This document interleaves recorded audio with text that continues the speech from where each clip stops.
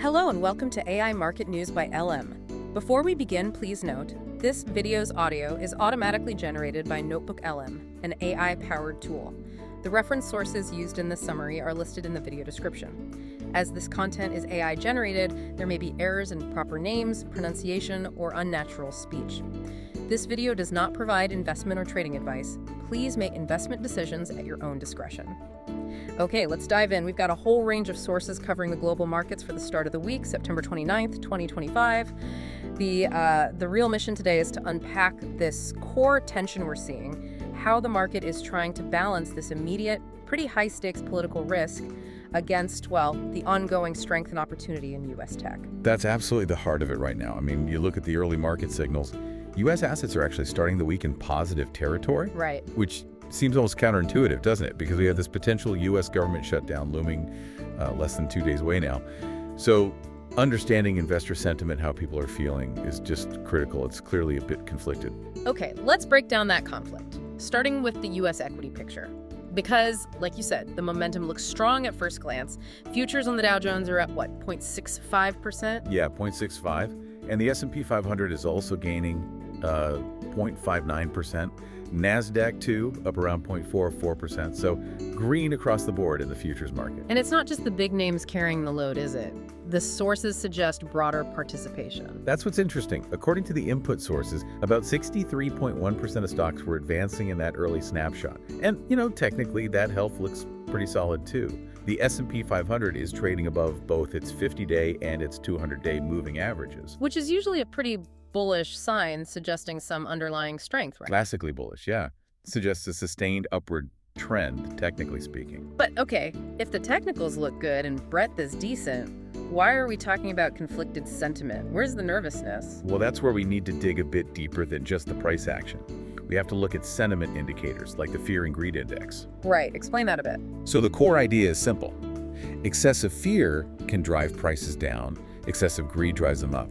But what's really standing out right now is the volatility component within that index. The VIX. Exactly, the VIX. It's sitting at 15.84, but it's up 3.60%. Huh.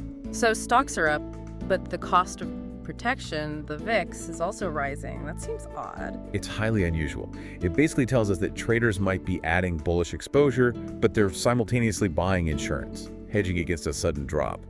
Probably because of that political risk hanging over everything. Okay, so it's not pure greed. It's like nervous optimism. They're buying stocks, but also buying puts. Something like that, yeah. Extremely cautious optimism might be one way to put it. And another metric we watch closely for this kind of mixed signal is market breadth, using something called the McClellan Volume Summation Index. How does that give us a clearer picture? It looks at the volume of advancing stocks versus declining stocks on the NYSE.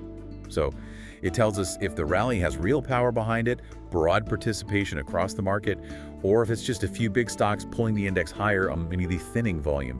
If that index starts to weaken, even if the S&P is still up, it's a warning sign. Got it. And that brings us right back to the big risk fueling that VIX jump and the hedging, the potential U.S. government shutdown. The clock is seriously ticking. It really is. Less than 48 hours until the deadline, Tuesday night, midnight Eastern time, and the activity is definitely heating up. Sources are confirming President Trump has a meeting scheduled with bipartisan congressional leaders today, 3:000 p.m. Eastern. A last-ditch effort. What are they hoping for? The general expectation, or maybe hope, is for a short-term funding deal. Continuing resolution that pushes the deadline out to maybe November or December, kicks the can down the road, basically, doesn't solve the underlying issues, but avoids an immediate shutdown. Okay, and this is where it gets really crucial for market watchers, especially regarding the Fed. A shutdown could mean a data blackout, right? That's the big worry. The most important piece of economic data this week, the one everyone watches, is the U.S. non-farm payrolls report, the NFP, due out on Friday. The jobs report? The main jobs report, exactly. If the government shuts down, the Bureau of Labor Statistics doesn't release it, it gets delayed. And the current consensus forecast, the number economists are expecting if we track it on calendars like investing.com, is around a pretty modest 50,000 jobs added. So if the Fed doesn't get that NFP number on Friday, what does that do to their decision-making process? Well, it throws a wrench in the works. It Yeah. creates a real policy headache for them. Remember, they're already dealing with that surprise upward revision to Q2 GDP came in at 3.8%, much stronger than expected. Which usually points towards inflation risk potentially needing higher rates. Right. So if they want to justify becoming more dovish, maybe signaling more rate cuts later, they absolutely need to see what's happening in the labor market. Is it cooling off as expected? Without the NFP data, they're flying blind, relying on older information. It makes it much harder for them to pivot away from their current, relatively tighter stance. And the market's already adjusting to that possibility. Yeah. You can see it in the pricing. Fewer rate cuts are being priced in now compared to just a few weeks ago. Essentially, a data blackout can lead to policy paralysis, which often just means rates stay higher for longer than people might have hoped. So political risk colliding with a potential data vacuum. How bad have shutdowns actually been for stocks in the past? Is this panic warranted? Historically, looking back since the mid-70s, the average shutdown lasted about 2 weeks, maybe 14 days. And while there's often a sort of knee-jerk negative reaction, the overall impact on equity markets has generally been described as, well, mild or benign, not catastrophic. Interestingly, the bond market isn't screaming panic yet either, though the theme of government debt is certainly bubbling under the surface. Okay, that's a good transition point. Let's look beyond the U.S. How are currency and commodity markets reacting to all this U.S. uncertainty? The dollar seems to be taking a breather. It is. It had its strongest week in 2 months last week, but this morning it's softening a bit, down about 0.17% on the index. And that ripples through the major pairs. Immediately. You see the euro gaining a bit against the dollar. Euro USD is up 0.19%, trading around 1.1719. And the yen, usually a safe haven, is seeing some interesting action. USD JPY is actually moving lower, down 0.54% to 148.66. It seems the specific U.S. political risk is making traders pause before piling into the dollar as the ultimate safe haven right now. That pair is kind of stuck near the 149 level, waiting. But there's one asset that is definitely acting like a safe haven from this U.S. political mess. Oh, absolutely. Gold, it's hitting record highs. Wow. Yeah, trading above $3,800 an ounce. The specific number in the snapshot was $3,847.60, up just over 1%. That's a really clear flight to safety. What's driving that surge specifically? Just the shutdown fear? It's two things, really intertwined. One is the immediate shutdown risk, which kind of chips away at confidence in U.S. government stability and, by extension, its debt.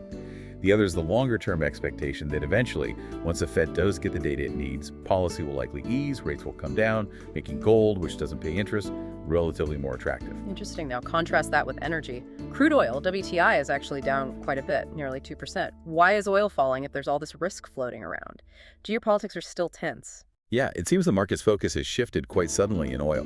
It's less about geopolitical flare-ups right now and more about potential supply increases. There are reports circulating, based on the input sources, that OPEC Plus might be considering boosting their output starting in November. Ah, so supply worries are outweighing the political risk premium. For the moment, yes. That prospect of more barrels hitting the market seems to be the dominant factor, maybe suggesting that either OPEC Plus sees softening demand ahead, or they're just reacting to recent price strength. Either way, more supply usually means lower prices. Okay, let's pivot back to the U.S. stock market, but thinking longer term. Beyond the immediate shutdown noise, the big underlying story is still AI, isn't it?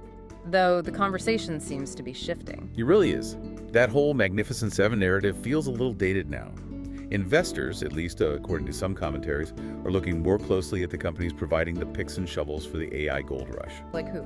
Names like Oracle, Broadcom, Palantir are getting mentioned more.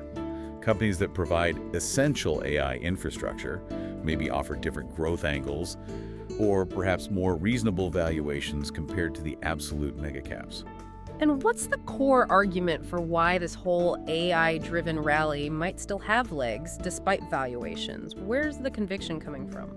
The narrative you hear pushed pretty strongly is that we're still only in, quote, inning 2 or 3 of this whole cycle. Meaning there's a long way to go. Exactly. And the conviction stems from the fundamentals of these top tech companies. They generate enormous amounts of free cash flow, their balance sheets are incredibly strong, and they're pouring money into CapEx, which arguably cements their lead. Betting against U.S. tech right now feels like betting against strong corporate earnings and cash flow, which seems like a much riskier bet to many than, say, weathering some political turbulence. That deep faith in U.S. corporate quality, especially tech, sets up a really interesting contrast with the political situation we see elsewhere, particularly in Europe. Yeah, the divergences are quite stark. Look at Spain, for example. Politically, it's a mess. Parliamentary gridlock. They haven't even approved a national budget since 2023. Sounds like a recipe for economic disaster. You'd think so. But the economy is surprisingly resilient. It's growing at 2.7%, which is way better than the euro area average of about 1.2%. How is that possible? How can the economy decouple so much from the political chaos? Well, the sources suggest a few things are buffering it. Strong tourism helps a lot. They're also receiving significant EU recovery funds, which keeps investment flowing regardless of domestic politics. And they're less dependent on Russian energy than, say, Germany.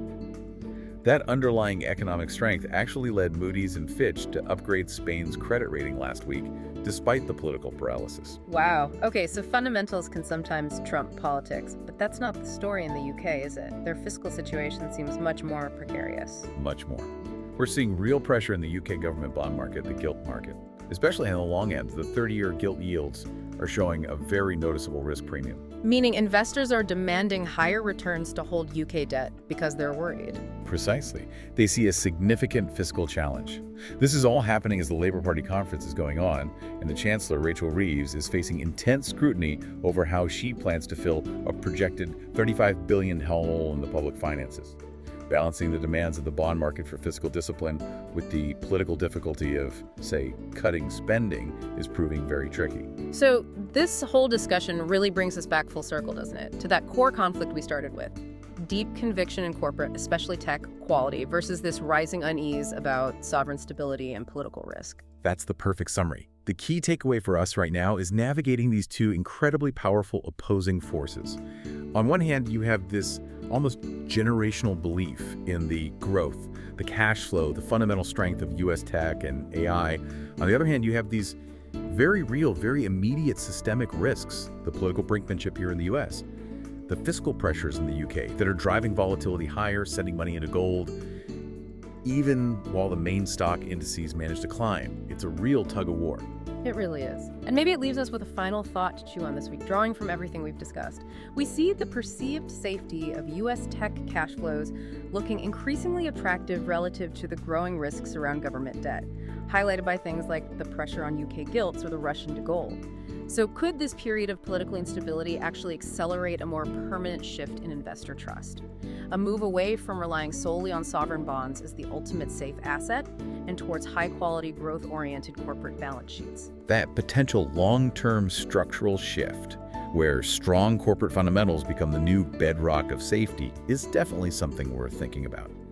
It might be one of the most lasting consequences of the political noise we're experiencing today. A fascinating point to consider. Well, that's all the time we have for this deep dive. We hope this analysis helps us all make sense of the conflicting signals in the market this week. Thanks for watching. Don't forget to like and subscribe.